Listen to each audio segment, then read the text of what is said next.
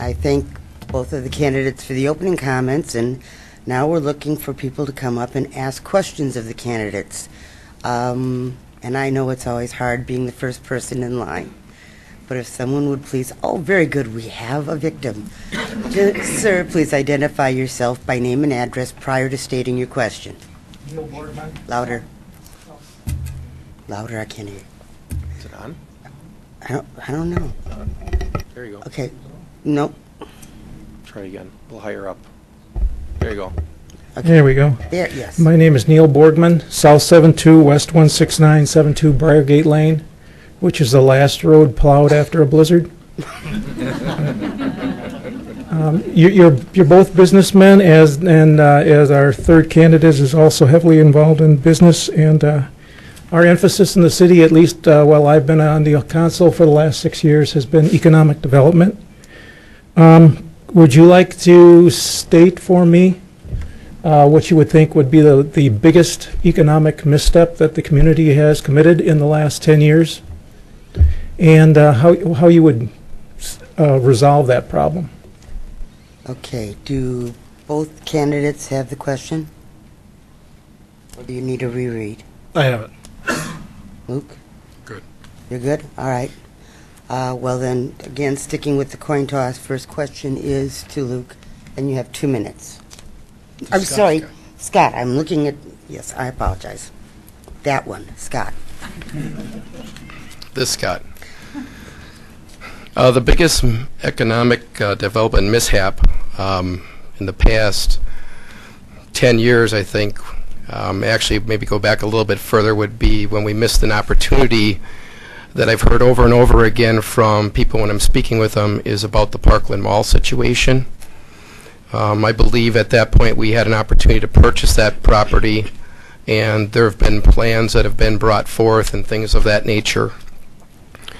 I know that's an ongoing concern of the citizens of Muskego, and unfortunately, when it comes to us doing something right now, we're in a lawsuit with the owner of that, and I don't know how many people really recognize the fact that that's going on. It's a $118 million lawsuit against the city and various people within the community that have been named specifically, and it's unfortunate it's gotten to that point.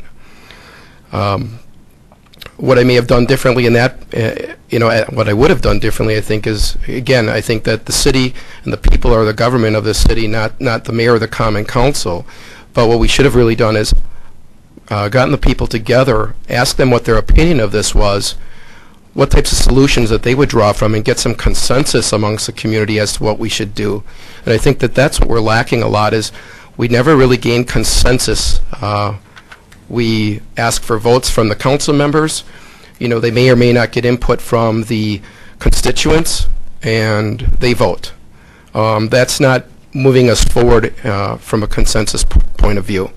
So that is definitely something that, as mayor, that I would do, is kind of get more consensus from the community. Thank you. All right. This, Luke. All right. I know you're all probably looking for different answers, but I have to agree that Parkland Mall is the biggest economic misstep and problem. It's the gorilla in the room that a lot of people don't know about, a lot of people don't talk about. The extent of this lawsuit is something that I think the community needs to be more aware of. The people involved in this lawsuit, I think the people need to be aware of who is named in it, who's involved, where it all stems from. There's a long story that goes with it.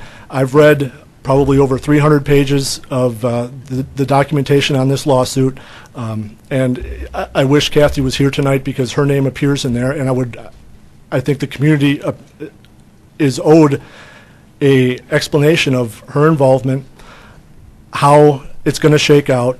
And to be honest, I've spoken with the city regarding this. I've spoken with the developer. There's bad blood. The relationship is poisoned between a lot of factions on either side. And really, I think the only solution, I think part of the question was, how would we solve this misstep?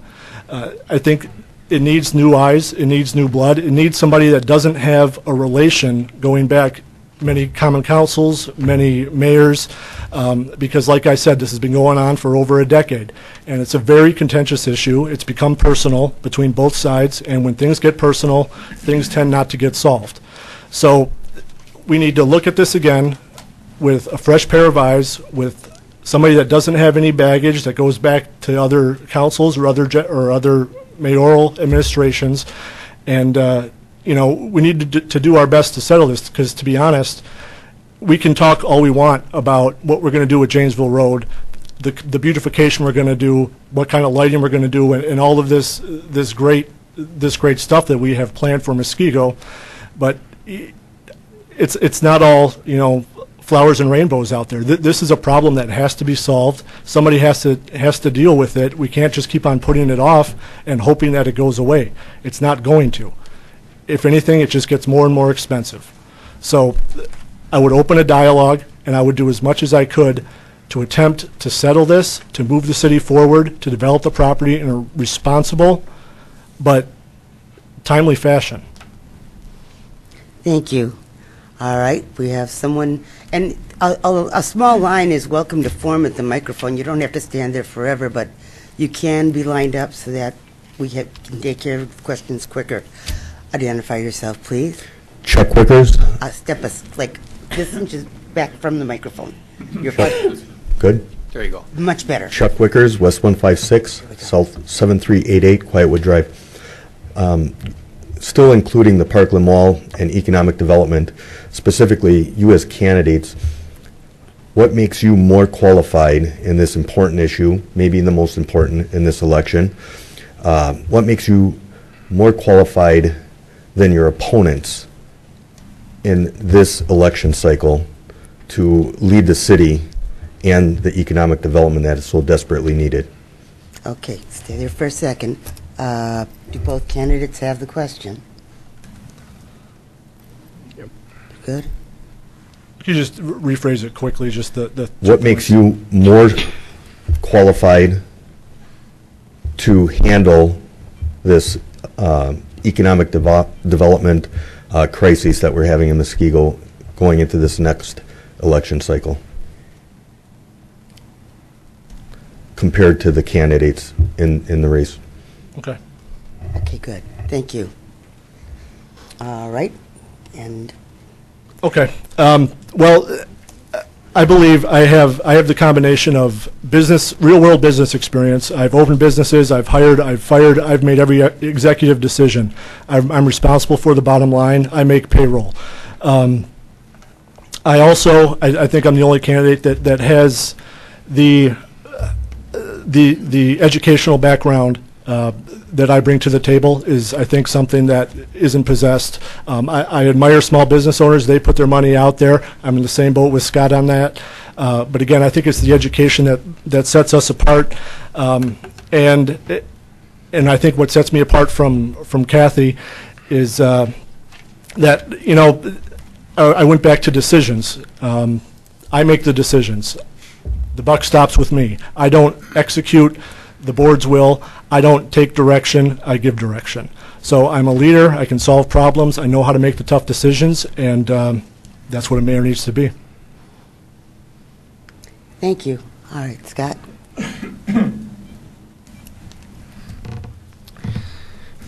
Well, when it comes to economic development, I've been there, I've done it, I have a T-shirt that says so. You know, when you have to lay out, you know, roughly $500,000 of your own money to start your business, you take it very seriously. When I have $10 million of your money that I'm needing to allocate appropriately, I take that really, really seriously.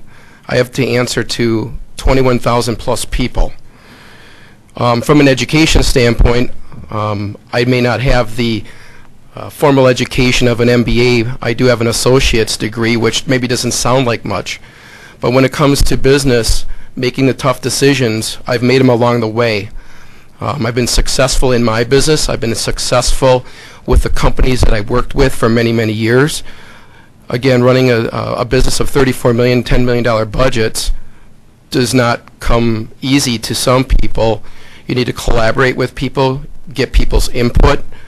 again, building consensus of where we're going to utilize that and how we're going to market and brand this community from an economic perspective.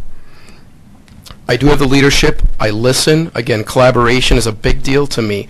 And again, what the people want to make this community is what we will do as if I'm elected mayor. It's not my city. It's your city. We need to pay, spend our money here in town. We need to bring businesses that make sense to our community wherever possible. We have to bring back some light manufacturing that's left this community. Our mercantile is basically flat. You know, one of the candidates that I'm running against says that she's growing this community. It's flat, people. Or it's been replaced from one business to another, or somebody moved across the street. So I'm well equipped to lead this based on my experience. Thank you.